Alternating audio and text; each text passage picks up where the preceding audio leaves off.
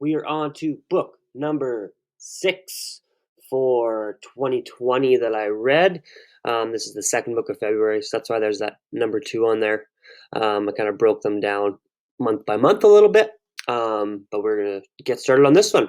So Contagious by Jonah Berger. This one is good for marketing, advertising people. I'm kind of starting to do some marketing and advertising for our gym, so I thought this one would be a good one to start reading or learn more about. So it basically, talked about making things go viral, why things catch on, why things are contagious.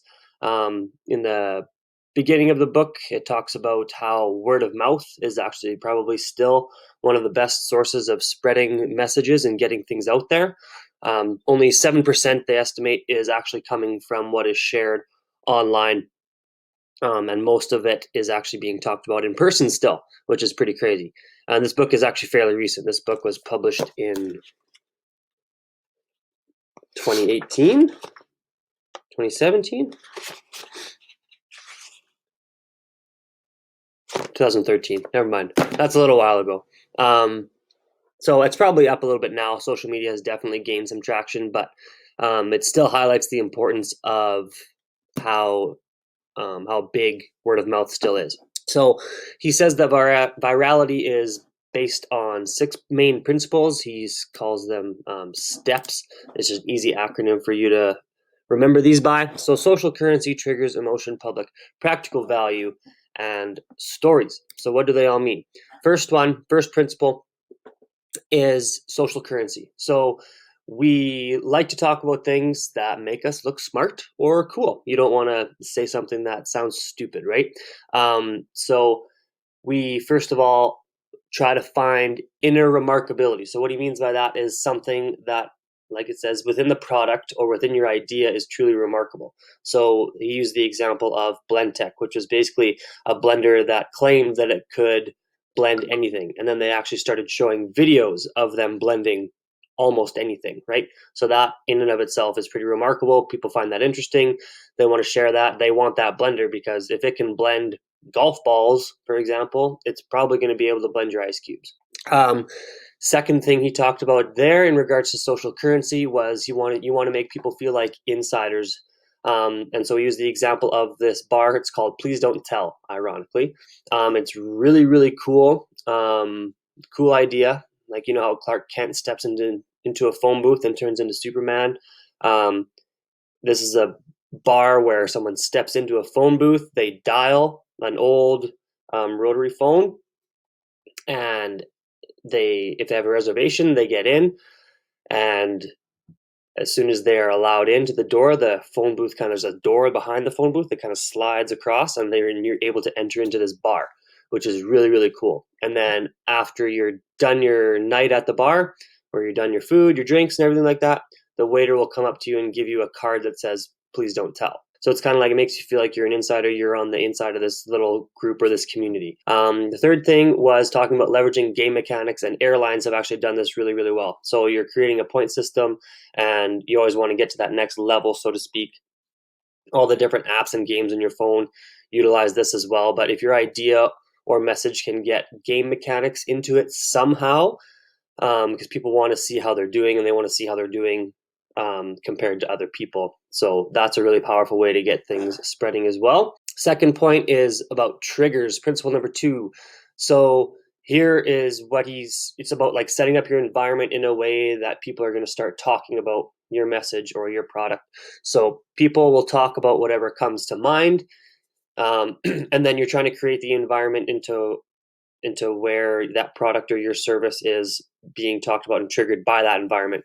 So there were a bunch of ads. They used the example of Geico, said it's like as easy as, or it's so easy a caveman can do it, to fill out their insurance forms and stuff like that. But there are no cavemen currently in the world today, right? So, or they're not showing up in the more developed world. People don't live in caves. So that wasn't a very good example, and it kind of flopped because there's no triggers. But Budweiser, it might have nothing to do with Budweiser whatsoever. But their ad, when everyone went, "What's up, what's up, what's up," like the back and forth, anytime someone said "what's up" to someone, or they used that tone, people thought of the ad. and then you maybe think of Budweiser, maybe you want to go grab a beer.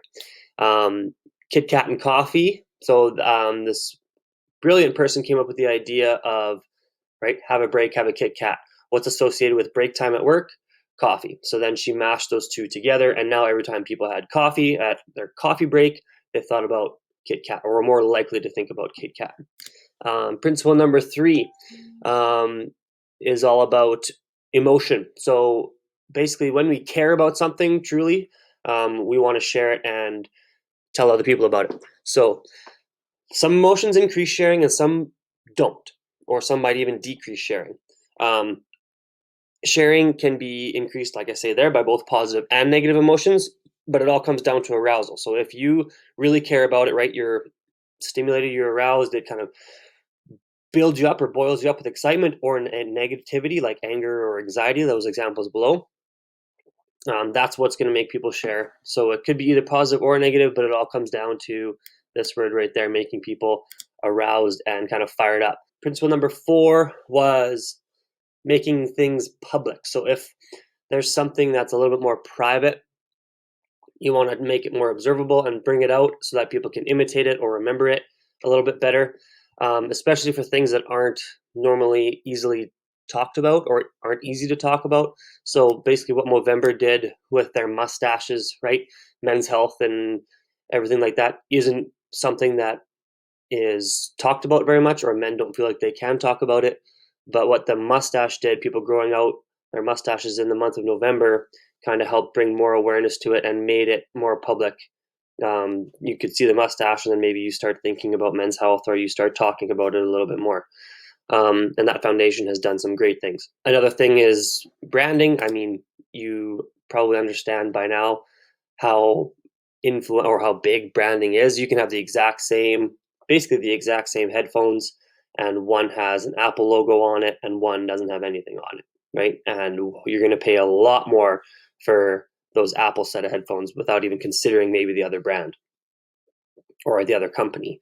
And so little things like that, when you put like at the end of an email or something, your phone might automatically say like sent by iPhone or sent by Samsung, whatever your phone is, it'll probably say that at the bottom. So that's just another way to make things a little bit more public.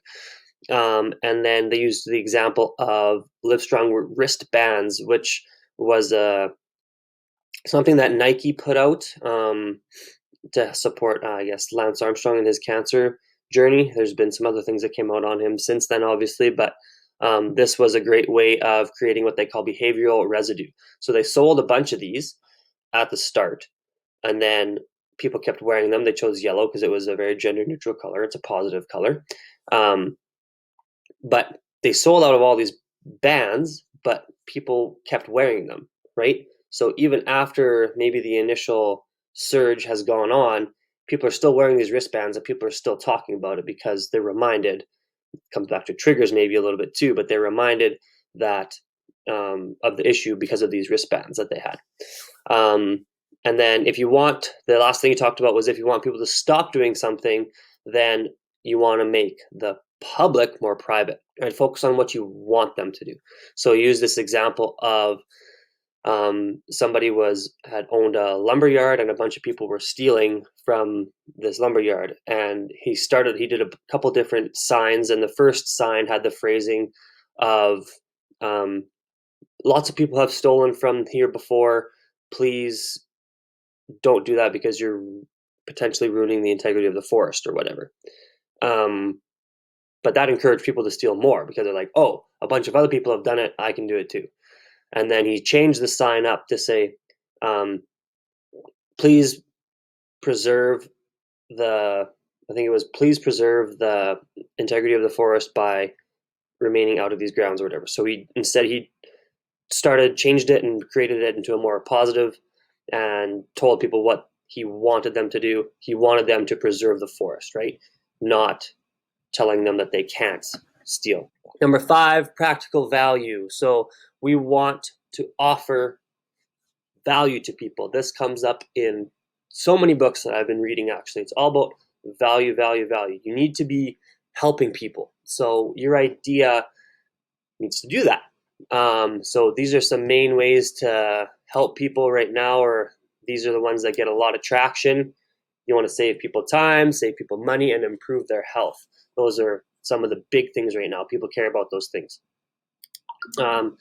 He also talked about the psychology of deals a little bit in this chapter. Everybody has different reference points, so we use the fact that like people who are a little bit older maybe think that a $3 coffee is really expensive because they were used to the time when coffee was 50 cents. But now $3 to us seems like pretty normal and it's fine. So that's a little bit about reference points. Diminishing sensitivity was talking about like, so if a product is $20 at one store and $30 at another store, are you going to more likely to drive to the other store, even though it's a few minutes away, to get the product that's $20 versus 30? And most people said yes, they would. But let's say the product is $1,000 at one store and $1,010 at another store. Say you're at the one at the store where it's $10 more expensive. It's still $10 difference, right? But you're going to be less likely to drive to that other store because percentage-wise, it doesn't seem as much. That $20 to $30 difference seems like a big difference, but that 1,000 to 1,010, whatever. So that's kind of what he means by diminishing sensitivity there. Highlighting the incredible value. So you see this a lot on a lot of ads. Maybe they highlight all the stuff you're going to get in this package for, and this is what the actual value is, but you're going to get it for $9.97 is a super common price that's thrown out there, but they say you get like $10,000+ of value. Limited time offers also get sold. That kind of creates a sense of urgency. That gets people to share it more. And then the rule of 100, what he was talking about here was, say your product is really expensive. The rule of 100, basically anything above $100 for your product, you would want to highlight. If it's a discount, you'd want to highlight how much money they're saving. If it's a number that's smaller, under 100, you'd want to highlight the percentage that they're saving. So if it's a $2,000 product, instead of saying 10% off, you want to say that you save $200.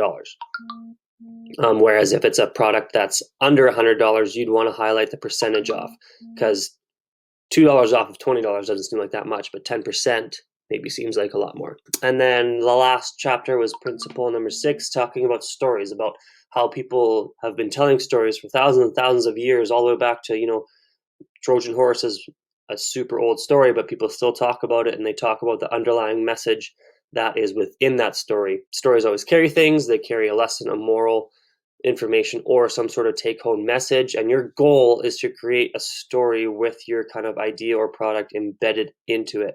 This is when they talk about, maybe you've read the book Brand Story. I know that one's on my list, but I'm sure it kind of talks about something like that. You want to tell a story of your brand, and then within that story is the message of your brand or your product. That kind of summarizes Contagious. I will put links to that one below. And then the next book I'm reading, which maybe you can see here, is going to be this one. It's called Killing Sacred Cows. It's a financial book. I've started reading it already, changing the way that you think about maybe money and ways that people commonly think about money, and the way that our current system is set up, and maybe different ways of going about it. Check those out if you're interested in any of this sort of stuff, and I'll catch you on the next one.